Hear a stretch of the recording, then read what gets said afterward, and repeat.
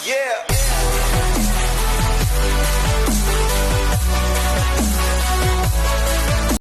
So ito nga po pala guys, today lumabas po ang person. Ayan, bali pumunta po tayo ng Lulu Hypermarket guys. Ayan, gala-gala tayo ng konti. Ayan.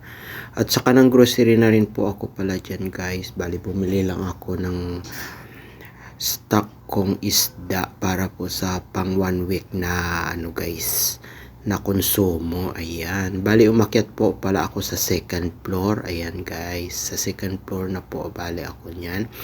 Ayan, dahil bala ko pong magpunta ng Jollibee guys, dahil ako po ay take out ng Jollibee para hindi na po ako magluluto guys sa aming bahay pagdating.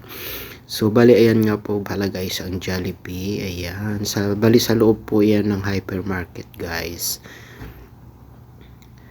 Ayan siya guys. Ayan, mag video muna tayo bago tayo pumasok sa Jollibee. Ayan.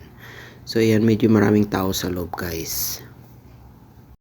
So bali ito nga po pala guys yung aking tinake out sa Jollibee. Ayan, 3 chicken joy lang po yan guys, dahil ako lang naman mag-isa. Ayan, mayroon din po siyang kasamang french fries. Ayan, at saka isang buns guys. Wala rin yan drinks kasi mayroon na po akong drinks sa bahay. At saka mayroon po siyang kasamang 2 sauce. Ayan, so ayan siya guys.